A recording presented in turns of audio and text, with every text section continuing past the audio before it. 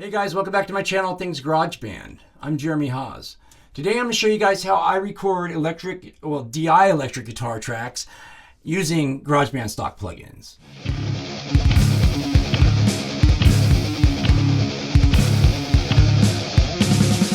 Hey guys, okay, so here we are in GarageBand, and this is the drummer guide track that we recorded in the last video. I show you guys how I go about splitting that up and changing the beat a little bit, the presets, how to make it a little bit louder, how to make it more complex, that kind of thing, how to change from crashes to hi-hats.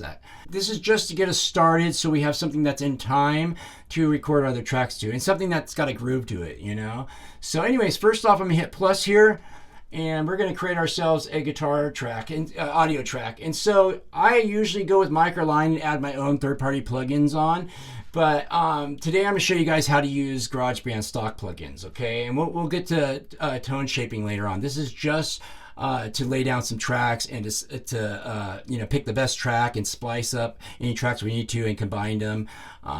Some from the best, a little bit from each take, okay? So I'm going to go input 1 on my audio interface. You can also go through your input 2 here.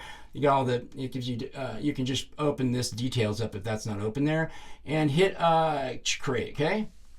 Okay, so we are using the presets today. And so I'm going to go to electric guitars and distortion, and I like to use the modern British metal, okay? So these are great, like out of the box, ready to record with plugins for just laying the DI tracks down too. But I usually, they're a little much, I'm saying. The gain's way too high. They got too many plugins usually. And so later on in the mix, this is going to cause you a lot of troubles. They're not going to sit well in the mix together, especially when you start double tracking, quad tracking. Oh, it's going to be a nightmare. But for today, for this purpose, for laying down the track, we're going to use them, okay? So let me show you real quick. Let me turn on my, this is our input so we can hear the plugins.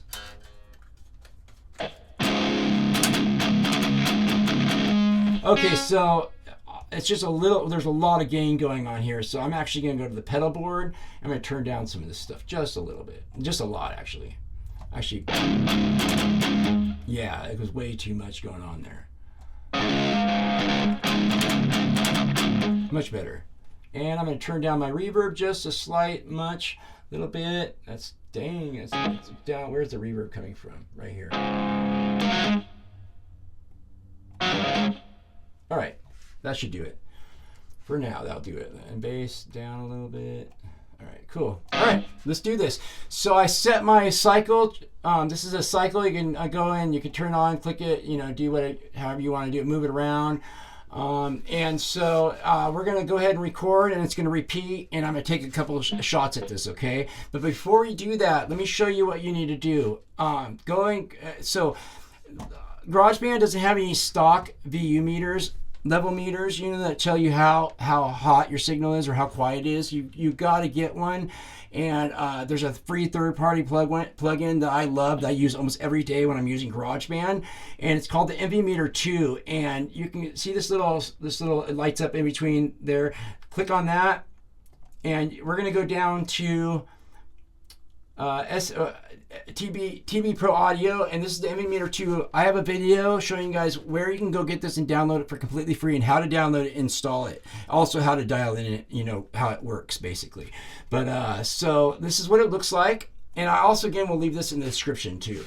So this is what it looks like, and what I'm going to do is, this is your left ear and your right ear, but to make this easier to watch, I'm going to just click it so both are in both ears. Both ears are right there. It's still stereo, okay?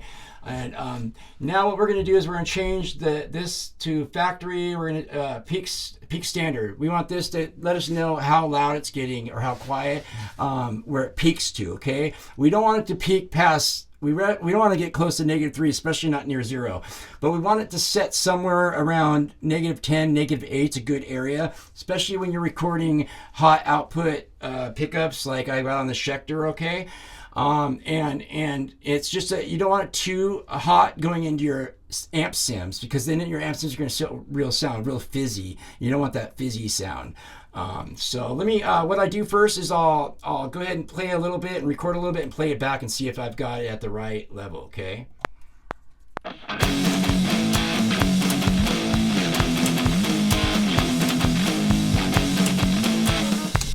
me play that back now.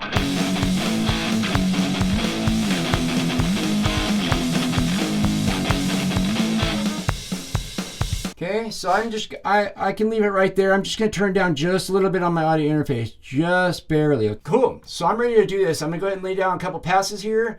You're gonna come along for the ride.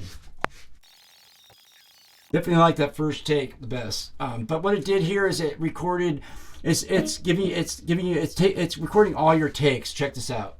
So right here I've got my take 1, original take, and I got the take 2. So I can go and change that. And I usually do 3 or 4 of those. And then I always record, and then I do this. Then I go and I right click on this area, or you can hit Command D and just make sure it's lit up, and it'll give you the same track. It'll duplicate your track with the same plugins, the same everything. Okay, and then I'll do that. Take a couple passes at that and get the best take of that. And then because a lot of times you won't get a good take all the way through. Okay. And even if you try it over and over again, you're just going to kill yourself like I used to. Just spend so much time trying to get a perfect take all the way through. So it's good to get a couple different tracks with the best takes you can, then you can splice them up and add them together, as I'll show you in just a second. Okay, so let me turn this one off, and we are going to do one more take. Next thing I'm going to do is this is how you keep the take. This first take I'm talking about I like the most, this first track here. So what I'm going to do is I'm going to go and click on that, and I'm going to make sure it's on that, and I'm going to you can keep either take, but I know I don't like the second take on this one at all, so I'm going to delete the unused takes here. And this is another thing that's really cool so a lot of times you're going to have repeating verses, choruses that you're going to do the exact same thing. Okay, instead of recording that whole the whole track and repeating parts over and over again, if you do a really good take on one verse, you might as well copy and paste that for the next one. So this starts right here on this. Let me right click on here, or you can hit Command T to split that. We're going to cut that, get rid of that front piece there. Okay, let me make sure I can pull it back. Okay, it's still there. Okay, so let me take that back there, and I'll show you what I mean in just a second, why I want to keep that front. You don't want to just start off right there. You need a little room, but I'm doing this for the copy and paste reason. Okay, right there. Okay, cool. So I'm gonna right click or Command T, and then I'm gonna Command D. Command X you can cut this and get rid of it. Okay. So now what I'm gonna do is I'm gonna light up this region. I'm gonna right click or Command C will work. And again, then you can click over here and you Command V will paste that. Okay. So now we've got this. So here it goes. It goes from one track to the next. Let me show you what I mean.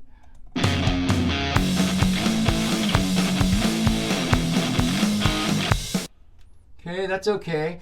Let me try this now real quick. Let's see how this will work. You can pull this one over the other one, so I'll start off with a stronger hit. Check this out.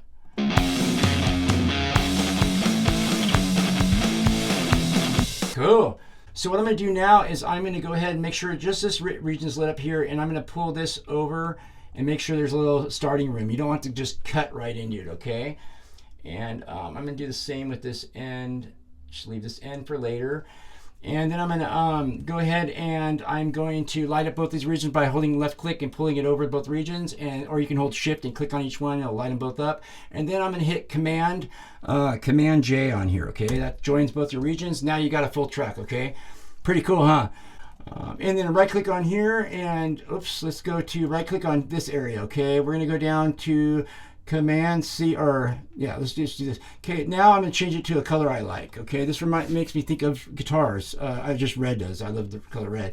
Okay, and right click on this little doohickey here, and we're going to change this to that. That helps me think of like heavy guitars. All right, cool. It just repeats itself. So I'm going to right click on here. I'm going to Command J this.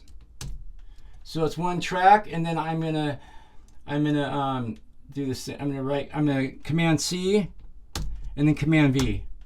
Okay, there's the front of our.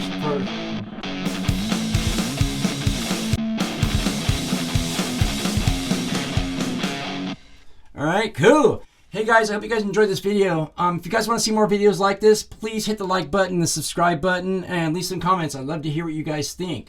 I will leave a link in the description to the MV Meter 2. to my video to show you guys where you can go download that for free and how to install it. And so I'll leave all that in the description. And I'm Jeremy Hawes. I'll see you guys on the flip side. Don't do anything I wouldn't do. That leaves wide open. See you guys.